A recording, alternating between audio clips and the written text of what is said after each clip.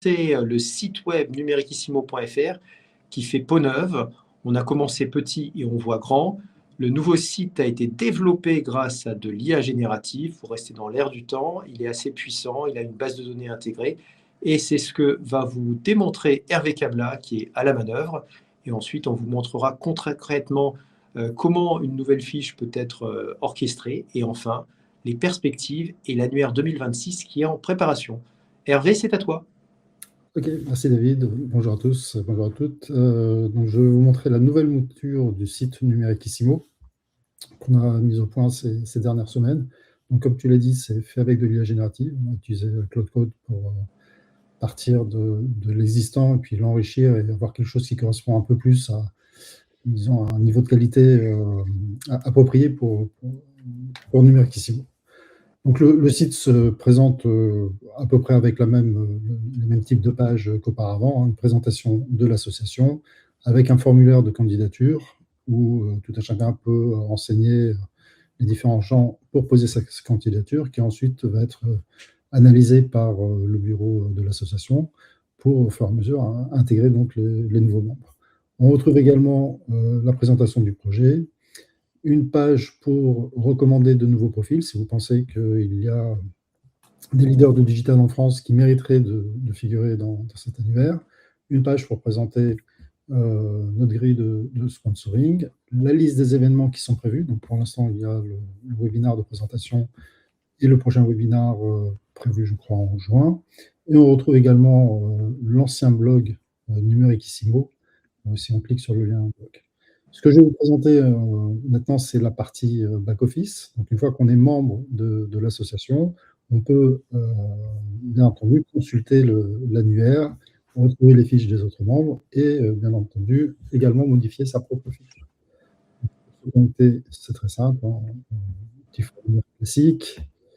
Si vous avez oublié votre mot de passe, il y a le lien adéquat et on y va. On se retrouve directement sur la page annuaire qui présente donc aujourd'hui l'ensemble des membres qui ont rejoint Numéricissimo ces dernières années.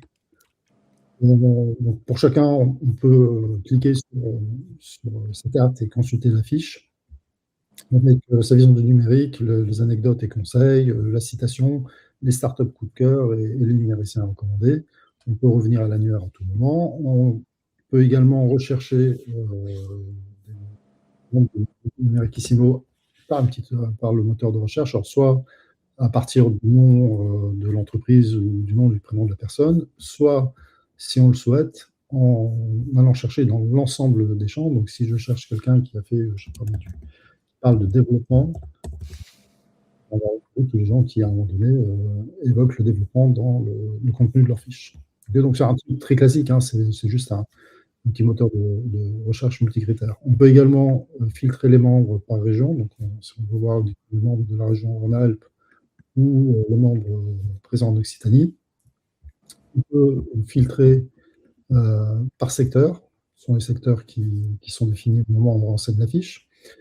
Et enfin, on peut filtrer par catégorie de membres, donc plutôt les CEO, plutôt les blogueurs, plutôt les journalistes. Voilà. Type de moteur de recherche classique sans homogénéité. À tout moment, on peut consulter sa fiche pour voir à quoi elle ressemble. Donc ici, c'est M. Inigo Montoya pour celles et ceux qui connaissent. La fiche n'est pas très très remplie, donc notre ami Inigo, il va aller la renseigner et indiquer, renseigner différents champs pour lesquels voir apparaître sur sa fiche. Donc, notre ami Inigo Montoya, il va travailler pour une entreprise qui s'appelle Princess Ride. C'est le CEO. D'ailleurs, on va le mettre dans la catégorie des CEO. Il habite, alors, plutôt, ça se passe où Princess. On va dire qu'il habite en Provence-Alpes-Côte d'Azur. Il est plutôt dans l'agritech. Pour l'instant, il n'y a pas de LinkedIn, il n'y a pas de Twitter. On peut rajouter donc, le lien avec l'URL qui convient. Et il peut indiquer les startups qui lui plaisent. Donc, pourquoi pas Mistral, par exemple. Alors, on a une petite fonctionnalité très simple qui évite d'avoir plusieurs versions de Mistral, entre Mistral, Mistral AI, Mistral AI sans espace ou avec 2 espaces. Il suffit comme quelqu'un l'a déjà renseigné, on va le retrouver dans la liste. La deuxième startup qu'il aime bien, c'est Conto, parce qu'on peut facilement consulter ses revenus en ligne. Et puis, je ne sais pas moi. Troisième startup, Yann, qu'est-ce que tu me suggères? Le Visionary Marketing. Ouais, très bien. Voilà. Non, il y a Shine aussi, tu peux mettre Shine. Ouais. Alors, les personnalités du numérique, on va rajouter Yann. Voilà, on va rajouter et on va rajouter notre ami Fred. Voilà. Et puis ensuite, on peut mettre renseigner le texte qui va bien. Donc, la citation Hello, my name is Montoya. C'est une citation de moi-même. Il peut indiquer sa vision du numérique. Le numérique, c'est beaucoup de mots qui finissent par nick. Voilà. Corrige pas encore les fautes d'orthographe. Pas encore, c'est bon. La frappe, je commence à devenir un petit peu. Pourrait. Voilà. Un conseil stratégique ou une anecdote numérique, toujours relire ce qu'on vient de saisir. Et éventuellement une biographie. Et puis, il enregistre, et à ce moment-là, sa fiche est en ligne, et on peut la retrouver à tout moment. OK. Voilà, rien de particulier de ce point de vue-là, si ce n'est que quand on est aussi sur une fiche, en cliquant sur l'un des numériciens recommandés ou l'une des startups, on va retrouver toutes les personnes qui ont fait les mêmes recommandations. Donc, ça permet de retrouver des numériciens par affinité, ce qui est toujours assez amusant. Si vous avez un petit moment à passer pour parcourir les fiches au hasard, vous cliquez sur les recommandations et vous retrouvez en fait les gens qui ont le même goût que vous. Donc de Olivier Zrati, on passe à Guy Mamoumani, et puis ensuite on va aller cliquer sur Luc Julia qui a passé par pas mal de monde, et on continue ainsi de suite, et on parcourt l'ensemble des fiches. Voilà, c'est une petite démonstration rapide des nouvelles fonctionnalités du site. C'est un site qui est appelé à évoluer, qui peut évoluer soit à partir des manques ou des fonctionnalités qu'on considère indispensables du côté du bureau. Mais si vous avez des remarques, si vous pensez qu'il manque quelques petites features à ajouter, n'hésitez pas. Vous me trouverez sur LinkedIn ou sur mon mail Gmail très facilement. David, je te repasse la main. Merci Hervé pour cette démonstration. Alors, quand même 2 points complémentaires. C'est que l'acceptation des fiches nécessite la validation de 2 personnalités de notre jury. Et l'autre point, c'est que la participation est gratuite, mais conditionnée par la validation par ce jury. Ça, c'est la première chose. La deuxième chose, c'est que c'est, comme l'a dit Hervé, évolutif, et donc on peut modifier sa fiche pour qu'elle conserve toute son actualité au fil du temps. Par exemple, si on change de fonction, si on a repéré une startup coup de cœur qui est un plus grand coup de cœur que les coups de cœur passés, donc ça peut être mis à jour. Et enfin, les téléphones mails ne sont pas communiqués. L'objectif, c'est d'être inspirant et d'être suivi pour éventuellement générer des leads au sein de l'écosystème numérique français, sachant que les suivis sont possibles sur le site de la personne, via le compte LinkedIn, compte X, anciennement Twitter, ou équivalent. Voilà. Pour après rentrer dans le vif du sujet, ce que je propose, c'est de faire l'exercice avec Frédéric Canvet, qui a fait l'exercice, qui s'est prêté au jeu en tant que numéricien. Donc, vas-y, c'est à toi, Frédéric. Merci. Alors, déjà, en rappel, je pense que ça peut être intéressant d'expliquer d'où vient le numéricissimo et quel est son intérêt.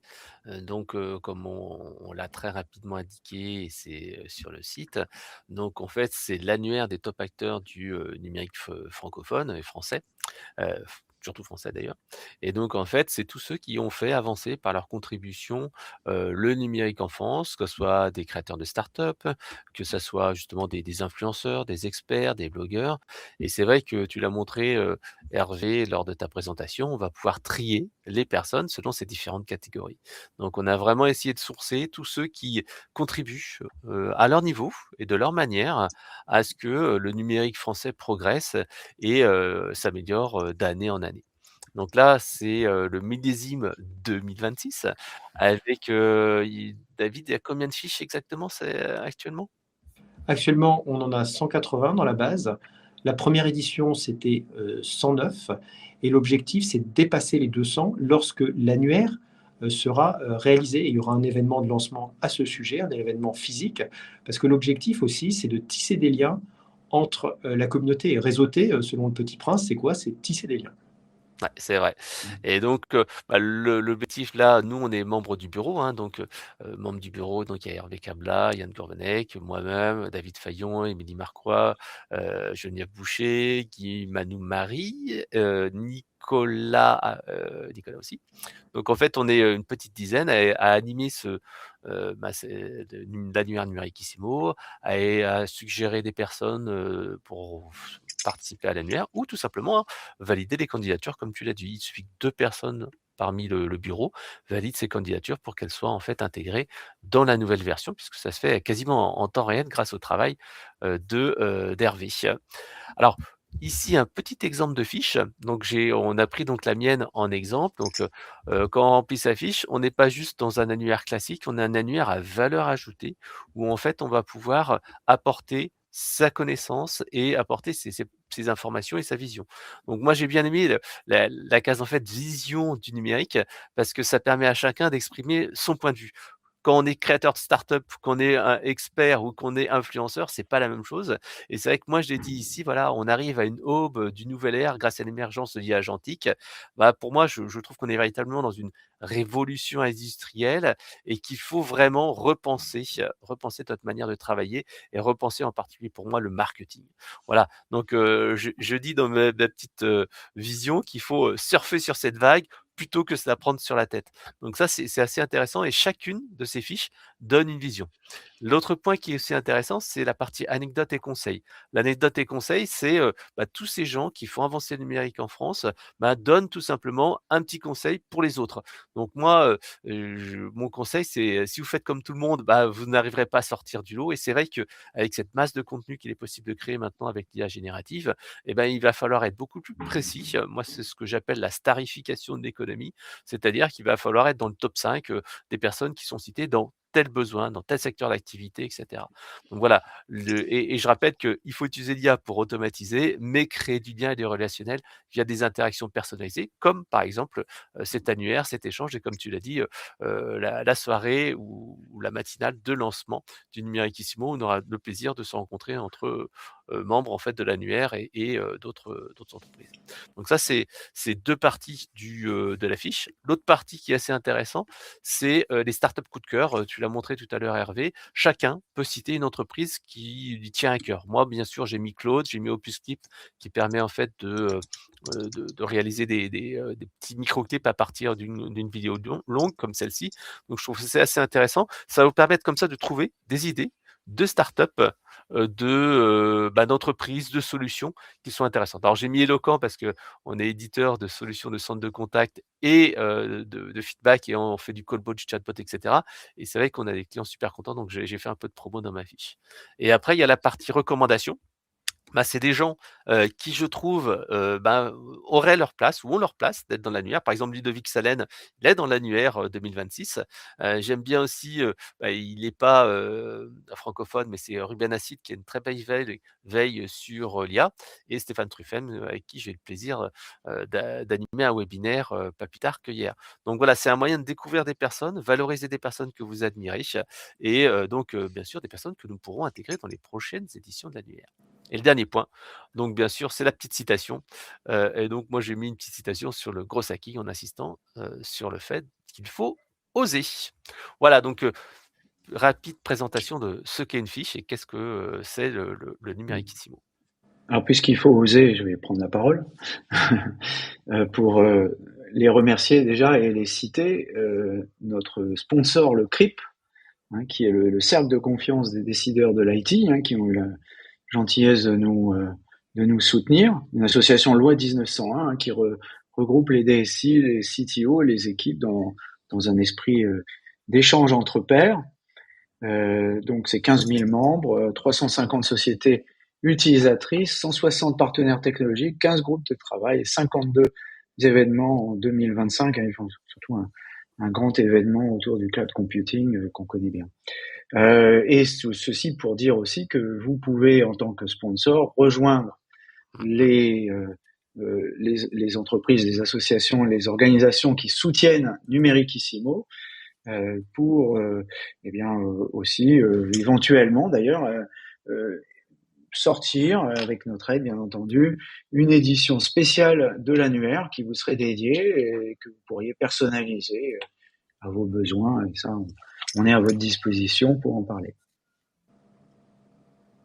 Merci Yann pour cette parenthèse, parce qu'on est une association loi 1901, donc non-profit. Et donc l'objectif, c'est aussi d'avoir des fonds pour les utiliser, pour rayonner et mettre en valeur les personnes qui sont dans Numericissimo. Alors, peut-être justement parler plus spécifiquement des webinaires qui vont être organisés cette année. On avait une série de webinaires en 2025. En 2026, on continue sur la même lancée. Là, c'est le webinaire de présentation du nouveau site et de la démarche. Mais après, il va y avoir des webinaires thématiques sur certains volets du numérique. Donc là, on en a 3 qui sont prévus en mai-juin. Et puis après, on en aura d'autres aussi à la rentrée. Donc peut-être Frédéric ou Yann, si vous voulez faire un petit commentaire. Frédéric, peut-être. Oui, alors le premier, c'est avec le 6 mai, donc c'est animé par Geneviève Boucher. Donc ça va être vraiment intéressant sur l'aspect souveraineté. Et c'est vrai que ce que l'on voit avec les États-Unis, Donald Trump et tout cet aspect ingérence que l'on retrouve dans les économies mondiales, bah, ça devient un sujet clé, souveraineté numérique. Comment ne pas être dépendant des puissances américaines, chinoises ou autres.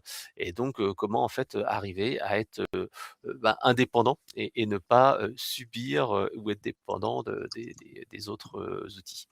Le deuxième, ça sera avec Émilie Marquois. Et là, ça sera un sujet qui nous touche tous en tant que marketeurs, c'est comment utiliser l'IA avec les réseaux sociaux. On l'a dit, on a parlé d'infocalypse, c'est-à-dire de contenu de masse généré avec l'IA. On parle de visibilité qui commence à se réduire. Là, justement, on va vous donner de bonnes pistes pour utiliser de manière intelligente l'intelligence artificielle pour les réseaux sociaux. Et le 10 juin, ça sera moi qui animerai ce webinaire. Et là, en fait, on va parler d'IA et de marketing avec des stratégies pour pas finir ubérisé. Alors, c'est un terme un petit peu choquant, provoquant, mais c'est vrai que va falloir un petit peu changer de posture, passer moins sur l'exécution et passer l'exécution à l'intelligence artificielle et travailler plus, bien sûr, sur une stratégie, une efficacité, apprendre à être multitâche sans pour autant mettre de côté l'aspect humain, le lien, le relationnel, les émotions, l'expertise. Et c'est ça qui fera véritablement la différence dans un slop, un contenu sans goût et fade qui malheureusement arrive de plus en plus sur le web. Voilà. Donc ça, c'est les 3 premiers. Puis bien entendu, il y aura les 3 prochains sur le droit et le numérique. Ça, c'est un sujet important avec la création de contenu, hein, que ça soit des images, des vidéos, du texte et bien sûr l'usage qu'on pourrait faire de vos contenus à vous. Après la cybersécurité et l'IA agentique, ça ce sont 2 sujets, je pense, qui passionneront plutôt nos experts de l'IT. Voilà, donc comme le Alors, disait en complément, Frédéric, pour chacun de ces webinaires, il y a un animateur Mmh. et des invités qui peuvent être déjà membres de Numericissimo et d'autres qui ont vocation à y entrer. Alors, par exemple, pour le prochain qui est animé par Geneviève Boucher sur la souveraineté numérique, on le voit, c'est très stratégique avec, par exemple, les changements qui sont dans les ministères avec le remplacement d'Office 365 par d'autres solutions, la Linuxisation, si je puis dire, des ministères et qui va aussi certainement essaimer au sein des entreprises, que ce soit des grandes entreprises ou des ETI. Eh bien, on aura 2 invités, Alain Garnier, le CEO de Jamespot, et puis Luc Breton, l'ancien directeur de la R&D d'Orange et qui qui est maintenant consultant et qui a beaucoup de casquettes, notamment dans le développement de la souveraineté et des solutions made in France. Et on aura aussi, alors, dans le cadre de Numérikissimo 2026, une annexe avec la cartographie des solutions souveraines qui seront classées par domaine d'activité. Donc, il y a Emmanuel Mahouette qui a fait un travail remarquable et qui sera justement intégré avec des liens cliquables pour que, quelle que soit votre position en tant qu'acheteur de solutions IT, vous puissiez trouver une chaussure à votre pied. Parfait. Alors, on avait parlé également de pouvoir télécharger l'annuaire. Bien entendu, vous pouvez le retrouver directement sur Numérikissimo. Donc, on peut l'avoir en version classique web, mais également en PDF, si on veut le consulter à tête reposée. Alors, peut-être une fonction aussi qu'on a évoquée tout à l'heure et qui m'avait échappé, effectivement, qui existe, c'est la possibilité de recommander quelqu'un et lui suggérer de remplir sa fiche sur le serveur. Alors, il y a un petit bouton très pratique qui s'appelle recommander, tout bêtement, tout en haut de la page du numérikissimo.fr. D'ailleurs, ouais, comment on fait, David, pour devenir membre de Numérikissimo? Est-ce qu'il y a une URL? Est-ce qu'il y a un formulaire à remplir? Alors, c'est ce qui a été dit rapidement tout à l'heure par Hervé, à savoir qu'on se connecte directement sur numérikissimo.fr et on renseigne sa fiche en demandant à candidater avec des champs qui sont obligatoires, d'autres qui sont optionnels. Et ensuite, après le vote par un jury, par notre jury, vous avez une notification comme quoi vous êtes accepté ou pas. Et à partir du moment où vous êtes accepté, votre fiche est intégrée dans l'annuaire. Alors, on a quelques réactions là, ici dans le chat. En particulier, tu vois, il y a Thierry Bayon qui fait partie de l'annuaire et qui dit: «Je veux organiser une table ronde sur le thème "Y a-t-il une cybersécurité souveraine? Voulez-vous vous associer?"» Donc là, je laisserai nos experts, tout simplement en débattre ensemble de savoir, qui dans l'annuaire mériterait ou serait intéressé pour participer à l'annuaire. À moins que David, toi, tu aies déjà des suggestions à proposer. Alors, C'est déjà Hervé qui travaille dans la sécu. Il y a des nouveaux qui sont dans la cybersécurité, qui ont postulé, qui ont été intégrés. Il y a des anciens membres de Numérikissimo de l'édition 2024 comme Anne Dor qui sont dans la sécurité. Donc, il y a la possibilité de faire son marché. Et comme l'a montré tout à l'heure de façon thématique, avec le moteur de recherche intégré au site, de sélectionner des thématiques comme la cybersécurité, par exemple, pour filtrer sur ceux qui sont actifs dans tel ou tel domaine et donc faire son marché en disant bah là, je vais contacter un tel ou machin pour participer ou pour le solliciter pour participer à une table ronde sur un sujet qu'il maîtrise. Alors, on a eu quelques autres questions, mais peut-être qu'on les passera à la fin dans la partie questions-réponses. Alors, je vous propose de passer à la suite. Donc, Numérikissimo, je te laisse dire quelques mots en plus. Alors, effectivement, on va évoluer vers un numéricas, c'est-à-dire Numérikissimo a ce service, parce que les prochaines éditions, l'édition 2026, ne sera pas simplement un PDF ou quelque chose consultable en ligne, mais ce sera aussi un livre papier, et un livre papier qui pourra être personnalisé, c'est-à-dire une entreprise ou une organisation voudra faire son top 50 du numérique en disant bah, il y a 220 acteurs, sur les 220 acteurs, je voudrais le numéro 3, le numéro 7, le numéro 11. Comme au loto, elle choisira ses numéros par rapport à des personnalités qu'elle veut mettre en avant, etc. Elle aura la possibilité de rédiger les 2 premières pages en avant-propos, de mettre le logo de son organisation. Et puis, nous, on fera des impressions en série limitée de 50, 100 exemplaires ou plus pour justement avoir un guide qui pourra être donné à des clients, à des prospects et mettre en avant l'image de l'entreprise ou de l'association qui voudra avoir son Numérikissimo sur mesure.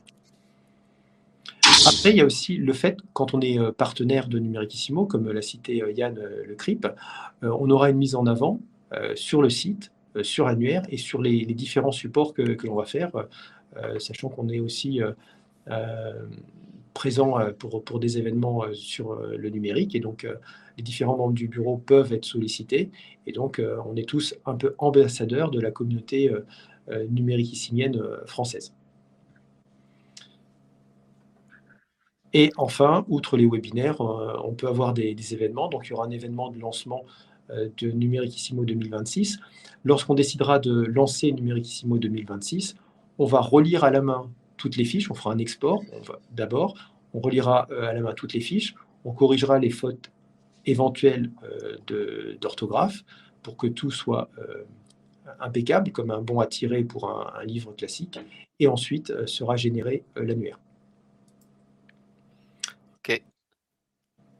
Alors, le modèle économique, il reste à définir. Pour l'instant, on a besoin de grossir, dans le bon sens du terme, c'est-à-dire avoir des datas qui soient exploitables, pertinentes et qui répondent à un besoin. Et il y a la possibilité d'être membre, même si on n'est pas référencé dans Numéricissimo, parce qu'on est intéressé par les webinaires, par tout ce qu'on fait autour. Et donc, pour être membre, on peut adhérer. C'est 50 € l'adhésion annuelle. On a une secrétaire, Geneviève, qui fera le meilleur accueil possible. Et puis, on a aussi des développements de nouvelles fonctionnalités dans Numéricissimo, des fonctions sociales pour la connexion entre membres, mais pas dans un modèle réseau social pur, mais plutôt de mise en contact ou pouvoir être en relation avec une personne pour aller plus loin ensuite dans la vraie vie. Donc avoir ces passerelles. Donc est-ce que ça va devenir un réseau social de niche? L'avenir nous le dira, mais on a quelques scénarios en la matière. La priorité pour l'instant, c'est la qualité et la quantité des fiches dans l'annuaire. Ok. Alors, je vois qu'il y a pas mal de questions-réponses qui sont venues dans le public. Alors, il y a déjà Pierre qui nous pose une question qui est très juste. Pierre Vasseur qui nous dit: c'est que pour les Français votre annuaire? Oui, c'est que pour les Français. Alors après, il y a des personnalités qui peuvent avoir une double nationalité, française et américaine. On a par exemple la CEO de Flore qui est française et congolaise. Donc on a cette possibilité d'être binational, mais il faut au moins avoir la nationalité française. Alors, une Et autre peut-être la question question de Pierre, comme il est belge, qui vient souvent en France, peut-être que pour les Belges qui viennent en France, c'est peut-être Alors, une on a exception. aussi le CEO d'une entreprise qui s'appelle Walix, qui est implanté à Bruxelles, qui est français, mais c'est un français à l'étranger. Et donc, en fait, une des vocations de Numéricissimo, c'est pas simplement d'avoir des acteurs numériques d'Île-de-France qui sont majoritaires, et ça a été aussi attesté par les études de la French Tech, mais c'est également d'avoir des Français qui sont dans les territoires, dans les différentes régions et à l'étranger. On a des Français qui sont basés aux États-Unis, en Suisse, en Belgique, à Dubaï. Et donc, c'est important justement de pouvoir avoir cette diaspora française, parce que souvent, pour une entreprise qui veut passer à l'échelle, notamment une start-up, elle a besoin d'avoir des bureaux, des présences à l'étranger qui lui permettent d'accélérer son développement.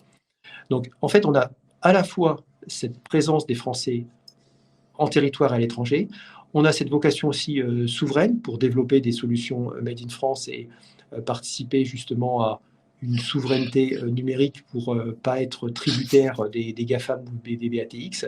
Et enfin, on a un troisième volet qui est important à notre sens, c'est l'inclusion des femmes dans le numérique, car il y a trop peu de femmes et on a besoin non pas d'accéder à la parité, parce que pour l'instant c'est utopique, mais d'avoir un rattrapage pour qu'il y ait davantage de femmes dans le numérique et susciter des vocations.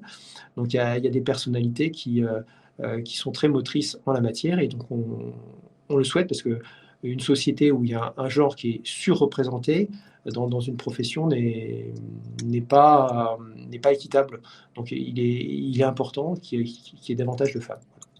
Alors, il y a une question de Pierre qui dit: quels sont les critères de validation d'une fiche? Alors, les critères de validation d'une fiche, déjà la fiche, il faut qu'elle soit inspirante, complète, etc. Mais que la personne qui postule ait une valeur ajoutée prouvée dans le numérique, et c'est attesté par au moins 2 membres du jury. S'il y a un vote négatif, en revanche, il faut qu'il y ait 3 votes positifs pour compenser. S'il y a 2 votes négatifs, il faut qu'il y ait 4 votes positifs pour compenser, qu'il y ait un goal average positif de plus 2, comme on dit au foot ou au rugby. Ok. Yann, il y avait peut-être une question que tu...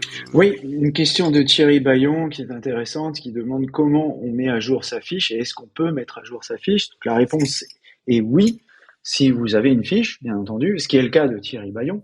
Donc dans ce cas-là, Thierry va retourner sur numéricissimo.fr, cliquer sur se connecter et dans se connecter, il va cliquer sur le lien renvoyer son adresse email ou adresse email oubliée et il met son adresse email, il récupère le mot de passe, il se connecte et il accède directement à sa fiche, il peut modifier ce qu'il veut. Alors, il y a une autre question qui dit est-ce qu'il est-il édité en ligne ou en print? Donc là, je pense qu'on a répondu tout à l'heure. Donc en ligne sur le Oui. site internet, en PDF également disponible, mais également en version papier si on le souhaitera pour des éditions spéciales ou lors de l'événement. Il y a une question de Pierre qui dit y a-t-il d'autres réseaux qui existent? Est-ce possible d'ajouter une fiche TikTok par exemple? C'est vrai que moi j'ai mis ceux que j'utilisais moi, mais on peut mettre ceux que les autres utilisent, enfin ceux que vous utilisez vous. Donc notre cher Hervé a pensé à tout. Après, c'est plutôt les réseaux sociaux qui sont professionnels où il y a beaucoup de messages, d'informations qui sont échangés. Donc LinkedIn au premier rang desquels. Après X ou équivalent, parce que certains sont allergiques à Elon Musk, ce qui peut être compréhensible. Donc il peut avoir un équivalent Blue Sky, Mastodon ou Threads, par exemple, pour les sites de microblogging.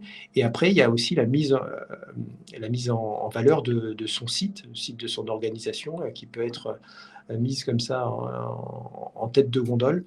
Et la possibilité aussi de rajouter un QR code vers un élément multimédia qui va parler de la personnalité du numérique concerné. Ça peut être une interview, ça peut être un retour d'information sur un produit ou service. Donc ça en fait un annuaire augmenté. Alors est-ce qu'il y a d'autres questions dans l'auditoire? N'hésitez pas à poser vos questions. On est en tant que membre du bureau, donc il manque juste Émilie Marquand, Nicolas Chani et donc quelques personnes, mais autrement, vous en avez quand même 4 autour de vous. Donc si vous souhaitez, on est vraiment là pour répondre à toutes vos questions.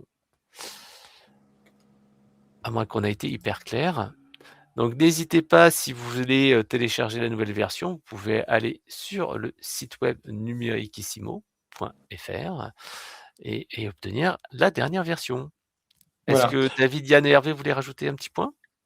Alors ce que je vous propose pour le mot de la fin, c'est Yann qui a été très actif pour justement la réalisation de l'annuaire PDF 2024 et qui va essayer aussi de perfectionner le design, qui est un point important. Donc Yann, si tu veux dire un mot, et puis ensuite Hervé, qui est l'artisan du nouveau site, si vous aviez chacun un mot de conclusion. Oui, alors cette année, on a travaillé aussi un peu sur l'identité visuelle de Numéricissimo. Alors, c'est peut-être pas encore complètement reflété dans le nouveau site, mais c'est pas très grave. On va y remédier rapidement. On a conçu un nouveau logo qui est, disons, assez proche de l'ancien, mais qui est plus joli, qui est un petit peu plus abouti. Et puis une nouvelle couverture. Alors il y a un visuel, on le voyait tout à l'heure puisque c'était le visuel aussi du webinaire qui a été choisi en commun par tous les membres du bureau. Et alors vas-y, ouais, très bien, le top acteur du numérique 2026 et non pas 206. 206, c'est la voiture qui nous sert à aller à l'AG des numéricissimo.fr. Voilà. Donc voilà la couverture telle qu'elle apparaîtra dans la version en ligne. Et puis dans les versions, je dirais pour les sponsors, il y aura des personnalisations possibles, bien entendu, en fonction des demandes, des besoins, des requêtes, des différents membres qui voudront se porter candidats pour soutenir Numéricissimo 2026, 27, 28, etc. Merci Yann. En fait, c'est effectivement une mise en valeur de chacun des acteurs pour que chacun puisse justement développer sa visibilité, augmenter son personal branding, générer des leads. Donc ça, c'est très important à souligner. Et puis l'autre dimension, c'est que certes, on a une vision globale, mais après, on travaille beaucoup au sein de l'association en mode collaboratif, où finalement, la somme des parties est supérieure à chacune des parties pour avoir justement cette quintessence dans la réalisation de contenu. Hervé, à ton tour maintenant. Pas grand-chose à rajouter, si ce n'est que je vous invite à l'utiliser au plus vite, à le tester, à renseigner, à corriger si jamais il y a des petites erreurs qui sont glissées durant la retranscription sur le nouveau site. Et puis surtout, à utiliser le bouton recommander pour inviter de nouveaux membres à rejoindre Numéricissimo, parce que la force d'un réseau, finalement, c'est ça. Merci à tous et puis à bientôt. À bientôt. À bientôt.